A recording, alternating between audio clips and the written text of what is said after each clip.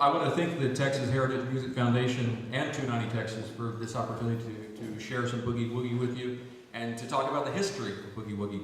I'm probably better known for being a historian of Boogie Woogie than actually playing Boogie Woogie, but I do both. And I think I probably came to Janice's attention during the concert of Axel Zwingenberger, who was performing just outside of Houston in Brookshire, Texas, because I think I was introduced at that time as being a historian of Boogie Woogie.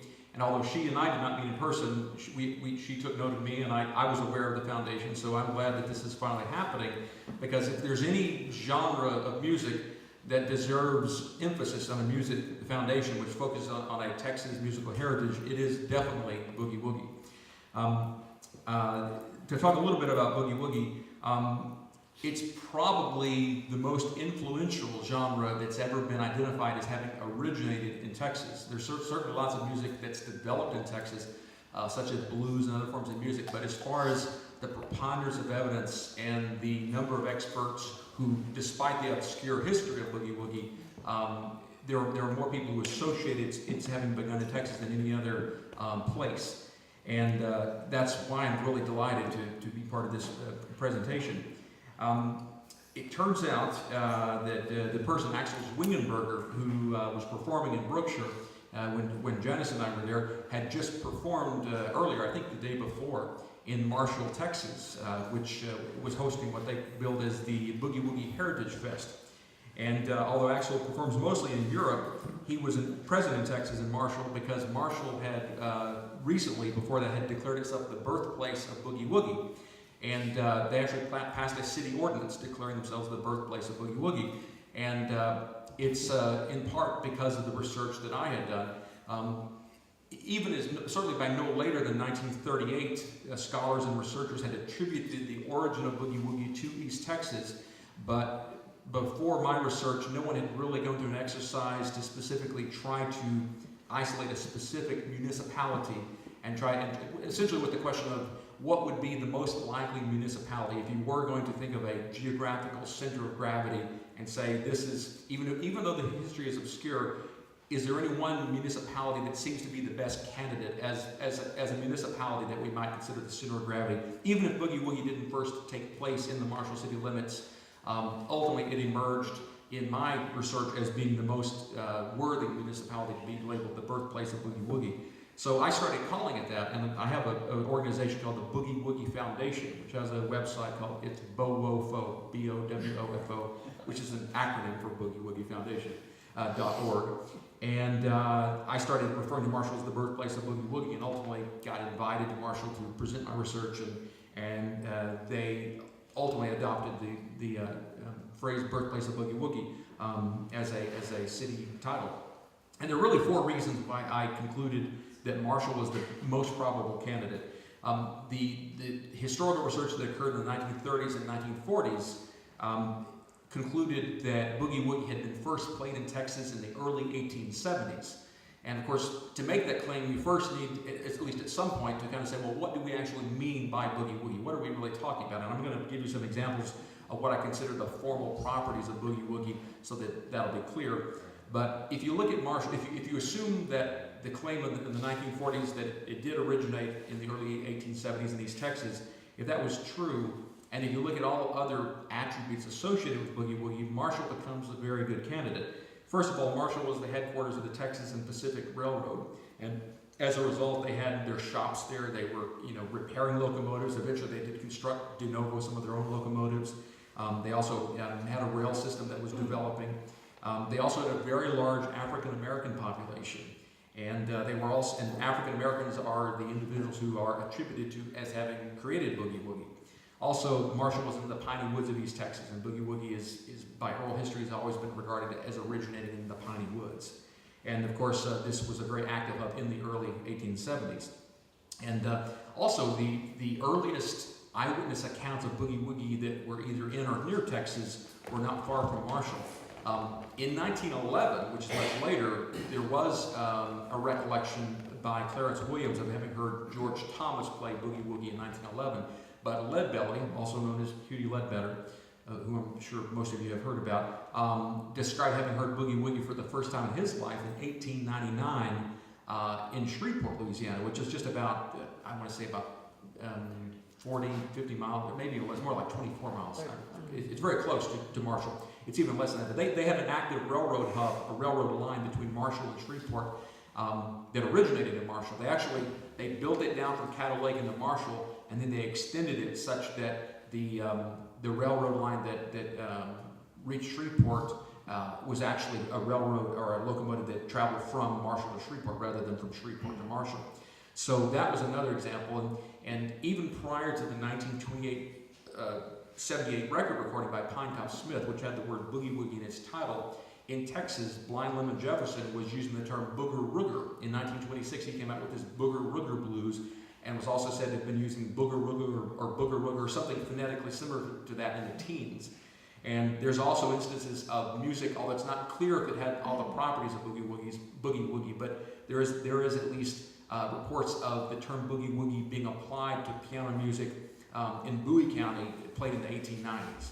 But certainly by no later than 1901, there was sheet music, in this case titled the Hoogie Boogie Dance, was the title of it. Although the music itself did not have the properties that we now consider formally Boogie Woogie. Although it certainly had the redoubling of the word boogie. In this case, it was Hoogie Boogie as opposed to Boogie Woogie. So all sorts of things happened eventually, but certainly by 1928, the term appeared in the title of a recorded disc, in this case a 78 record by Pinetop Smith. So let me talk a little bit. I'm going to obviously play some Boogie Woogie tonight, but I've been using the term Boogie Woogie without actually giving you examples of what I mean by it. And like many genres of music, when you start looking at things very carefully, it sometimes becomes difficult to find discrete boundaries of saying this is Boogie Woogie or it's not, or this is rock and roll, but that thing that came before it is not. Because when you really start looking at something closely, it's often a matter of degree rather than quality. But I was able to isolate what I consider 10 elements, which I call the 10 elements of Boogie Woogie, 3 of which I consider formal elements, things that really have to be present for something to be formally Boogie Woogie. The other 7 of which are things which are intensely represented in Boogie Woogie music, but are not really required for it. So the first thing that really has to be present is an ostinato left hand. It doesn't technically have to be in the left hand, but traditionally it is played in the left hand, and you've no doubt heard bass figures such as the one like this. And if you repeat that, and maybe with some key changes as well, you get an ostinato effect over which you can improvise different right-handed figures. And it's the sense of, but certainly you could say that ragtime and other music of the 19th century had ostinato, but there was a sense of unending, just persistent ostinato that never stopped, associated with the left-handed Boogie Woogie that was intensified more so than other music of the 19th century. So that's one thing, is that ostinato left hand. But that alone does not make something formally Boogie Woogie. The other thing that makes it Boogie Woogie is the way the right hand interacts with the left hand. So there has to be some kind of polyrhythms that get created with the right hand interacting with the left hand that don't exist in the left hand or the right hand alone.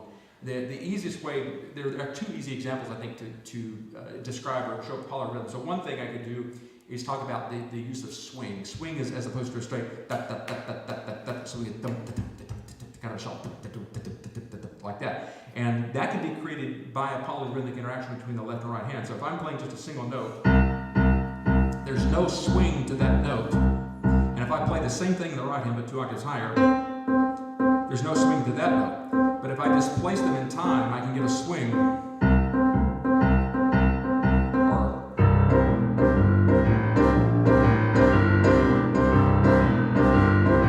So that's one, rhythm. The swing rhythm is being created from the interaction that doesn't exist independently in the left and the right hand. And that's just a simple example. There are other examples such as 3 on 2. So I'm playing this. And then together, 3 on 2, you get different rhythms. So that's another common thing. And that's also very prominent in African music. So ostinato, the polyrhythms, those are 2 formal properties. The last one is really, and this is one that might be more contentious, but I think to formally be Boogie Woogie, something needs to have the timbral qualities of a piano. And what I'm basically saying is that it needs to have the qualities that you get when you strike a string with a hammer and cause it to oscillate. You can't get those same properties if you play a bassoon or a trumpet or a horn. You can get great music, but it's not the same timbral qualities as an oscillating string resulting from having been struck from a hammer. And you, with a piano, even though this is a digital piano, we can reasonably simulate the very soft to the very loud. And this might be too loud. Is that too loud? Is it okay? Okay. If I start playing a little more rigorously, it might get too loud. So if anyone just gives me a signal, like turn it down, I'll do that. Because I haven't tested it. I think it's better with more bodies because we absorb more sound. So I don't know if it's going to be too loud or not. But the timbral properties of the piano allow you to do repeating notes, but still get expressiveness in those notes, even though they're repetitious. So if I'm doing like that, so let's just say if I'm playing it soft.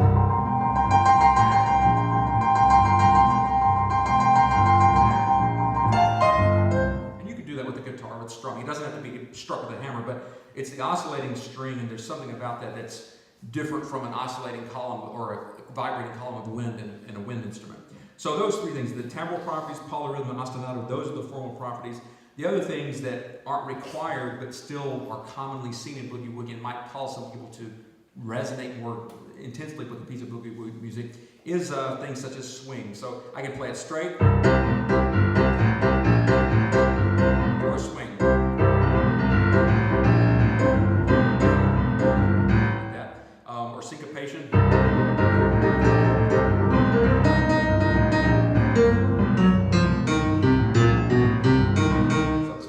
Playing on areas that are not the downbeat. That's commonly done in boogie woogie. Counterpoint, so just a sense of independence of hands. The left hand's doing one thing, the right hand's doing another.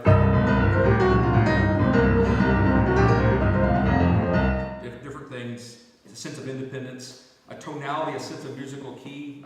That's basically if I go, you want to hear, right? So the sense of strong sense of key is often present in boogie woogie. Chord usage, just like blues progressions, where those of you musicians know that it's frequently 1, 4, 5 chords. That's frequently used in boogie woogie. Tempo, because it is used as a dance music, although some of mine is so fast it's probably not very danceable, but traditionally boogie woogie was a dance music. It was used in juke joints and clubs where people wanted to be excited by the music and with their dance partners. And so there's a tempo that's around 110 beats a minute is not uncommon, but the tempos that are amenable to human dancing and that don't overwhelm one's stamina generally are seen. And also habitual use of specific intervallic sequences. So that is to say, the thing I open with is this. People just hear that and they think of boogie woogie, that intervallic sequence, or maybe you put an octave on top of it.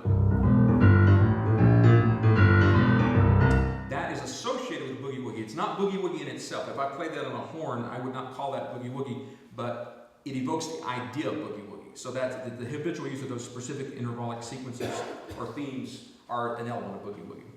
So besides those formal elements of boogie woogie, there are the other aspects of boogie woogie that are discussed in great detail at the bogofo.org website. So I don't want to spend too much more time talking about that, but I do want to play some examples of boogie woogie, starting from things more simple and building greater complexity. But before I do that, does anyone have any questions? Yes? Okay, would you say that the striding bass is what you're calling that? Is that associated with your, maybe originally was with the ragtime music of the Scott Joplin, and they kind of mixed that with the jazz, the swing and the syncopation of jazz? So those two influences kind of melded in the blues with 1-4-5 striding bass and the syncopation and some of the elaboration of jazz. Those three things together may have created something like that. Is there a translator? Oh,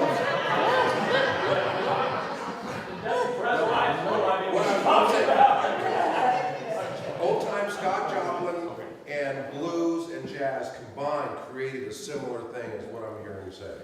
Well, okay. Possibly. Okay, yeah, so there's lots of thoughts, lots of ideas, and three things that I wanted to touch on in what you said. And I'll kind of like give an example of what he's talking about when he said stride. So usually the term stride bass is sometimes used to apply to boogie woogie bass, but generally it means stride. It generally just means that there's a separation between something that the left hand plays and something else. So a stride could be like, that could be a stride, between the fifth finger, that's a stride because it's a separation, it's like a walk. But usually stride pianos more often the kind of the oompa, the kind of the duple bass, where like that you would hear in ragtime music, where you have like a note and a chord, and it gives a different feel, and it's usually in ragtime, it's usually harmonically more sensitive and in congruence with what the right hand is playing, according to Western rules of harmony. Whereas boogie woogie players, partly because they weren't educated, but as a result, they were not necessarily sensitive to having the left hand do something that was harmonically appropriate or correct. So maybe it was drunk. Well, that could be too. Ragtime players who learned a little bit of jazz and blues. Well, no, actually, they were considered people who basically, as the story goes, basically the lumber camps and the railroad construction camp bosses brought in pianos, and guys who had no formal education whatsoever started plunking around the pianos and basically developed boogie woogie that way. They're not regarded as having had a training in ragtime per se, although I'm sure there was some exposure to varying degrees. But generally, most of the historical treatises on it consider ragtime to have been a parallel development with boogie woogie, and one which was in the spirit of Scott Joplin, who was classically trained. Julius Weiss in Texarkana was his classically trained Scott Joplin, and Scott Joplin wanted to and did actually adopt Western rules of harmony in his ragtime, and you don't necessarily see that in the early boogie woogie. You see all kinds of rule breaking and violation. You'll see a lot of that tonight on my part too. Sometimes out of just a lucky accident. If it sounds good, then it's lucky. If it sounds bad, then I apologize. So, but yeah. So I think ragtime is generally regarded as kind of co-developing with boogie woogie. And I think, if anything, similarity, I would say the right-handed parts are more similar, because the melodic parts of ragtime, you do see melodic figures in Scott Joplin's music, The Entertainer, and others that you see in boogie woogie, but the left hand is what's really, I think, different and distinctive. And so, but stride, I would more, although stride is sometimes used to refer to boogie woogie bass figures, it's more often used, I think, to refer to like Fats Waller and James P. Johnson and people who use like ragtime pop basses, as opposed to like there's two kinds of boogie basses. There's the walking boogie bass, and there's also kind of a swing chord bass like. And if you play anywhere that's really fast, you can get kind of a drone effect. It's just kind of a rumbling drone, which is different from the distinct pop. So that, I think that's, I would put it in different classes of ragtime, but either one ragtime or boogie woogie can be made exceedingly difficult to play as you increase the complexity.